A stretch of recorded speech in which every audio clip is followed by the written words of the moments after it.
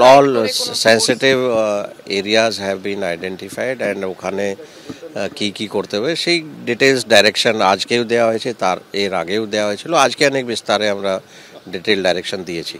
We are sure কি will ensure peaceful Ramnavami. তার জন্য যা যা স্টেপস আমাদেরকে করতে হবে সেইগুলো নিশ্চয়ই করা হবে। কেউ যদি চেষ্টা করে অশান্তি ছড়ানোর, তার জন্য যা ব্যবস্থা নিতে হবে সেইগুলোও ইনস্ট্রাকশন ডিটেলসে দেওয়া হয়েছে। নিশ্চয়ই যারা অশান্তি ছড়ানোর চেষ্টা করবেন ওদের এগেনস্ট লফুল স্ট্রংগেস্ট অ্যাকশন নেওয়া হবে। মানে আমার সবারই কাছে আবেদন থাকবে, কোনো রিউমার্সে কেউ পা দেবে না।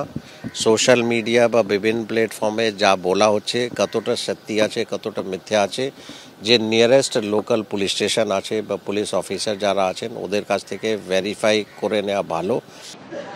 আমাদের আদিবাসীরা প্রকৃতি প্রেমিক, প্রকৃতিকে তারা পুজো করে।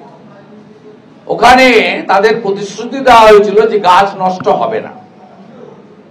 ডিএম বলেছিলেন এবং নতুন প্রযুক্তি করে গাছগুলোকে তুলে নিয়ে পুরো শেকড় শুদ্ধ অন্য জায়গায় বসিয়ে দেব, সেখানে গাছগুলো স্বাভাবিকভাবে পুনর্জীবিত হয়ে তাদের গাছের যে কাজ সেটা করবে।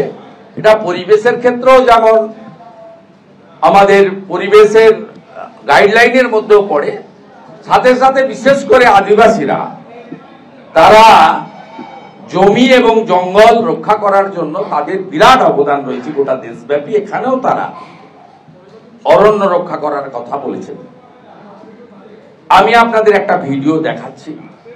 বিধান রায়ের লাগানো সমস্ত উপড়ে তুলে আনা গাছ, সব গাছ শুকিয়ে গেছে, একটা গাছেরও অস্তিত্ব নেই। তাই আমরা অনেক দিন অ্যালাউ করেছি দেউচা পাচামি। আজকে আমরা এই অবৈধ নিয়োগ, অবৈধ পাট্টা, পরিবেশ ধ্বংস, আদিবাসী সহ ওখানকার অধিবাসীদের সঙ্গে বিশ্বাসঘাতকতা, প্রতারণা, এর বিরুদ্ধে আমাদের সোচ্চার কণ্ঠ এখানে তথ্য সহ তুলে দিলাম। আপনাদের কাছে কপি দিয়ে দিচ্ছি। সাথে সাথে আগামী রামনবমীর পরে বীরভূম সাংগঠনিক জেলা ভারতীয় জনতা পার্টির পক্ষ থেকে এইটা প্রকাশ্যে আনার জন্য এবং এই দুর্নীতির যিনি হোতা মধ্যমণি বিধান রায় ডিস্ট্রিক্ট ম্যাজিস্ট্রেটের বিরুদ্ধে আমাদের বড় জমায়েত করে আমরা কর্মসূচি নিচ্ছি অতি সত্বর রামনবমীর পরে। এটা জেলা তার সাংগঠনিক প্রক্রিয়া অনুযায়ী আলোচনা করে আপনাদেরকে কয়েকদিনের মধ্যে ডেটটা জানিয়ে দেবে।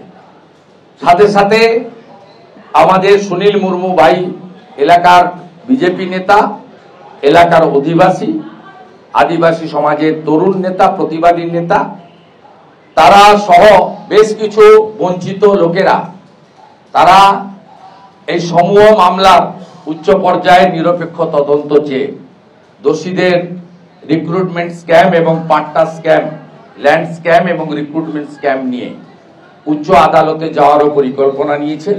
আমরা কমপ্লিটলি তাদেরকে লিগ্যাল সাপোর্ট দেব, যাতে এই দুর্নীতিটা, এই জেলা অনেকভাবে দুর্নীতিতে ক্ষতিগ্রস্ত হয়েছে। এই জেলার বড় বড় পান্ডারা 1.5-2 বছর করে জেলে খেটেছেন, আরো হয়তো অনেকে লাইনে দাঁড়িয়ে আছেন, অনেকের জমি বাড়ি অ্যাকাউন্ট ফ্রিজ হয়ে আছে, অনেকের নাম ইডি সিবিআই চার্জশিটে আছে।